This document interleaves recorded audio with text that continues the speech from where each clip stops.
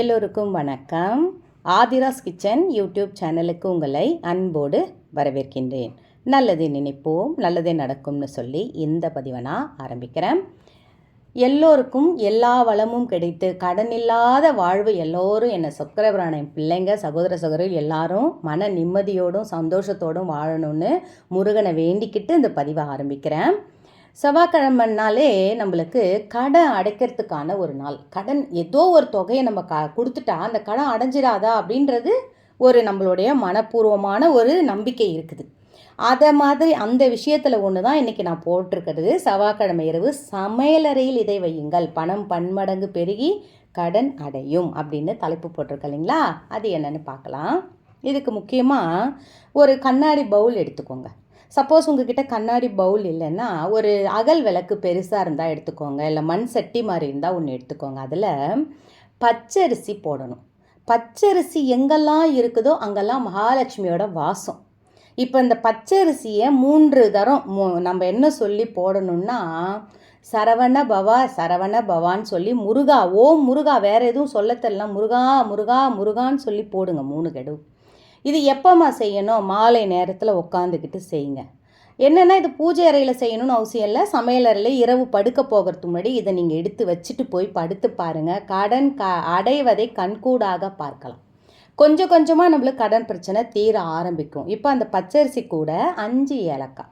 ஏலக்காய் என்பது பணத்தை ஈர்க்கும் தன்மை, பணத்தை வசியம் பண்ணும் தன்மை இருக்குது. அதனால் அதில் பச்சரிசி ஏலக்காயும் சேரும் இடம். இன்னும் நம்ம பொருளை அதை ஆட் பண்ணணும். அதுக்கப்புறம் அதை என்ன பண்ணணுன்றது தான் இதில் சூட்சம் அடங்கி இருக்குது. உங்கள் கடன் அடைந்தே தீரும்.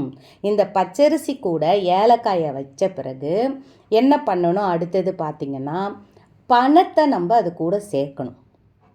கடன் கடன் கடன் என்னை வந்து பாடாப்படுத்துதுமா இந்த கடன். இந்த கடன் இல்லாத வாழ்வு எனக்கு வேணுமா அப்படின்னு வேணும்னு முருகனை வேண்டிக்கோங்க. அது கூட 101 ரூபாய். இப்போ நான் வந்து 100 ரூபாயும் அது கூட ஒரு ஜாதிக்காய் வச்சுருக்கேன். இந்த எல்லாமே அது கூட ஒரு ரூபாய் நாணயத்தை வச்சிடறேன். ஏன்னா 101 ரூபாய் என்பது 1 கோடியே 1 ரூபாயாக மாறுறதுக்கான அதிக வாய்ப்பு இருக்குது. இந்த ஜாதிக்காய் என்பது மார்வாடிகளின் அதிக பயன்பாட்டில் இருக்கிற இந்த ஜாதிக்காய். இது எல்லாமே சேரும் இடத்துல செல்வம் கண்டிப்பாக சொல்கிறேங்க. இது நீங்கள் செஞ்சுட்டு இன்னொரு விஷயத்த கடைப்பிடிங்க. அடுத்தது ஒரு விரலி மஞ்சள். இந்த விரலி மஞ்சளை எக்காரணம் கொண்டு யாருக்கும் கடனாவோ எனாமாவோ கொடுக்காதீங்க. நம்ம வீட்டுக்குன்னு வாங்கி நம்ம வீட்டில் எப்பவுமே வச்சுக்கோங்க. இப்போ பாருங்கள், நான் வீடியோ எடுக்கிறேன், என் வீட்டிலேருந்து எடுத்தால் நான் இதை செய்கிறேன். இதை என்ன பண்ணணும் பார்த்தீங்கன்னா, ஒரு நாள் இரவு முழுவதும் வச்சுருந்துட்டு காலையில் எடுத்து இந்த ஜாதிக்காய், மஞ்சள் இதெல்லாம் 101 ரூபா பணம் இதெல்லாம் பூஜை அறையில் வச்சுட்டு இந்த அரிசியை பறவைகளுக்கு தானமாக இரையாக போடுங்கள். நிச்சயமாக உங்கள் கடன் அடைந்தே தீரும். அது காகம் சாப்பிட்டாலும் எந்த பறவை வேணாலும் சாப்பிட்டோம், நல்லதே நடக்கும். வெற்றி நிச்சயம். வாழ்க வளத்துடன்.